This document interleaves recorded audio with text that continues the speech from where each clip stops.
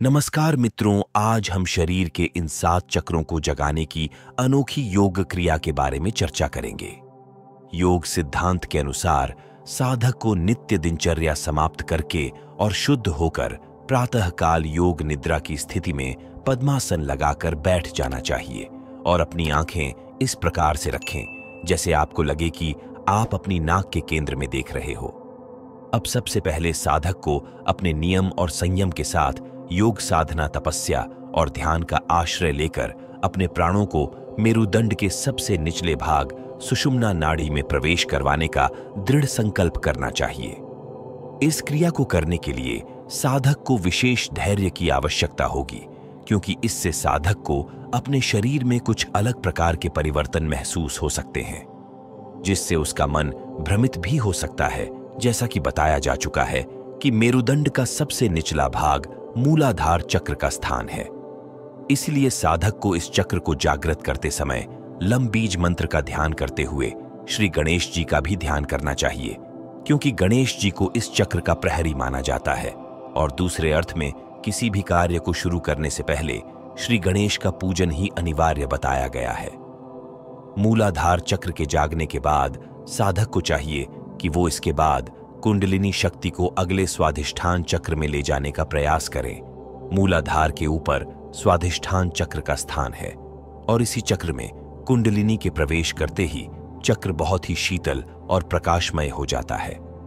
इस चक्र का प्रहरी भगवान विष्णु को माना गया है और इस चक्र के जागृत होते ही साधक के अंदर सारी बुरी प्रवृत्तियां नष्ट हो जाती है। इस स्थिति में साधक को वम बीज मंत्र का जाप करके साधना करनी चाहिए ताकि इस चक्र को पूरी तरह से जागृत कर सके। इस चक्र पर विजय प्राप्त करने के बाद साधक को बीज मंत्र का जाप करते हुए कुंडलिनी को मणिपुर चक्र की ओर उठाने का प्रयास करना चाहिए, जिसका स्थान नाभि की ओर स्थित है। इस चक्र में प्राण के पहुंचते ही साधक को दिव्य और शक्तिशाली शक्तियों का आभास होने लगेगा। साथ ही नाभि प्रवेश में निवास करने वाले देवी देवताओं के दर्शन भी हो सकेंगे। मणिपुर चक्र के बाद साधक को रम बीज मंत्र में अपना सारा ध्यान केंद्रित करके प्राण वायु को ऊपर की तरफ अर्थात हृदय के पास ले जाने का प्रयास करना चाहिए, जहां पर अनाहत चक्र का स्थान है, क्योंकि यंग बीज मंत्र अनाहत चक्र को जगाने में सहायक होता है। यदि उसे ऐसा करने में कोई भी कठिनाई महसूस होती है तो साधक को चाहिए कि वह उसी समय बीज मंत्र का जाप करें। ऐसा करने से प्राण वायु को एक अलग से उत्तेजना प्राप्त होगी और इससे प्राण और गति यानी ऊपर की ओर बढ़ेगी। ऐसा करने से प्राणवायु अनाहत चक्र को जागृत करने में सफल हो जाएगी। ऐसा कहा जाता है कि हृदय की इस चक्र से प्रकृति का सबसे बड़ा नाद आनंद और ब्रह्मनाद उठना आरंभ हो जाएगा, क्योंकि इस चक्र को जागृत करने के बाद साधक के मन में एक अलग सा ही उल्लास जागृत हो जाता है और उसे लगने लगता है कि अब उसे कुछ भी पाने की इच्छा शेष नहीं है। आगे बढ़ने से पहले हम आपको बता दें कि हृदय भाग के इस अनाहत चक्र के विषय में एक बहुत ही रोचक जानकारी योग सिद्धांत में बताई गई है, और वो ये है कि इस चक्र पर निरंतर संयम के साथ ध्यान करने से इसके निचले सभी चक्रों को नवजीवन प्राप्त कर सकता है। इसके अलावा प्राचीन काल में भी उच्च कोटि के सिद्ध और श्री मुनि भी इस अनाहत चक्र की शक्तियों से परिचित थे और इसी के जरिए अपनी इंद्रियों को वश में रख सकते हैं। इसी कारण उस समय की और ऋषि मुनि इस चक्र का ध्यान करके सालों तक ध्यान में लीन रहा करते थे और इसीलिए इनके वजह से देवता भी इस चिंता में बढ़ जाते थे कि कहीं इन्हें स्वर्ग प्राप्त करने की लालसा तो नहीं, और फिर उनकी तपस्या को नष्ट करने का हर संभव प्रयास करते रहते थे। उदाहरण के तौर पर महर्षि विश्वामित्र की तपस्या को भंग करने के लिए इंद्र ने मेनका को भेजा था और जिससे विश्वामित्र की तपस्या भंग हो गई और कुछ समय के लिए उनकी आध्यात्मिक शक्तियां नष्ट हो गई थीं। लेकिन वो एक सिद्ध साधक थे, इसीलिए उन्होंने इसी अनाहत चक्र पर संयम से ध्यान करके फिर से सारी शक्तियां प्राप्त कर ली। योग सिद्धांत कहता है कि जिस साधक का ब्रह्मचर्य खंडित हो जाता है उसकी मूलाधार, स्वाधिष्ठान और मणिपुर ये तीनों चक्र निस्तेज हो जाते हैं। ऐसी स्थिति में साधक को किसी सिद्ध गुरु की सहायता से प्रतिदिन 3 घंटे की पद्मासन की स्थिति में ओम का ध्यान लगाना चाहिए। इससे उसकी सारी शक्तियां वापस आ सकती है। अनाहत चक्र के बाद साधक को चाहिए कि वह कुंडलिनी को ग्रंथ में विशुद्ध चक्र की ओर आगे बढ़ाने का प्रयास करे। विशुद्ध चक्र 16 दलों वाला है और इसको जागृत करने के लिए हम बीज मंत्र का जाप करना जरूरी बताया गया है। इस चक्र पर विजय प्राप्त करते ही यह चक्र पूरी तरह घूमने लगता है और सोई हुई शक्तियां जाग उठती है, जिससे साधक को प्रकृति के अनंत रहस्यों का ज्ञान होने लगता है। इस चक्र के बाद साधक 6वें चक्र आज्ञा चक्र को अपनी संकल्प शक्ति द्वारा जागृत करने का प्रयास करता है, जिसका स्थान माथे के पास भ्रिकुटी के बीच बताया गया है, जहां साधक अपनी प्राण वायु को ओम बीज मंत्र द्वारा स्थापित कर देता है। आज्ञा चक्र को जगाते ही साधक के शरीर में विद्युत तरंगों जैसी झनकार उत्पन्न होने लगती है और शरीर में एक दिव्य प्रकाश सा खिल उठता है।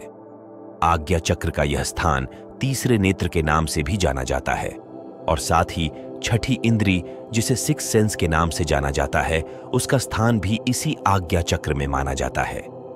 आध्यात्मिक दृष्टिकोण से आज्ञा चक्र की तुलना सांसारिक जगत की पावन धाम प्रयागराज से की गई है, क्योंकि यह माना जाता है कि प्रयागराज गंगा, यमुना और सरस्वती जैसी पवित्र नदियों का केंद्र है। उसी तरह आज्ञा चक्र भी इड़ा, पिंगला और सुषुम्ना नाड़ी का एक केंद्र है।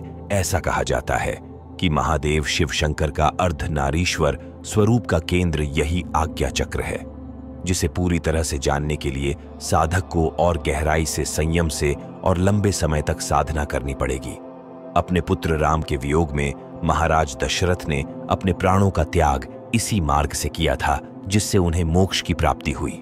आज्ञा चक्र से संबंधित एक और उदाहरण देखने को मिलता है, जिसका संबंध माता सती के देह त्याग से है।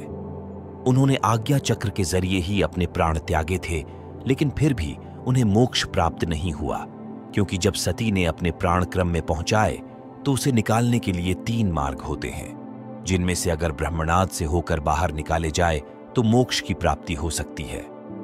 ब्रह्मा शिव मंत्र का ध्यान करके कुंडलिनी को सबसे आखिरी और 7वें महत्वपूर्ण चक्र सहस्त्रार चक्र में प्रवेश करवा दे। इस चक्र का स्थान मनुष्य के मस्तिष्क के केंद्र में बताया गया है। और सबसे रोचक बात यह है कि इस चक्र के बारे में ऐसे बहुत से कुछ अनसुलझे राज्य है, जिसे अभी भी मनुष्य सुलझा नहीं पाया है।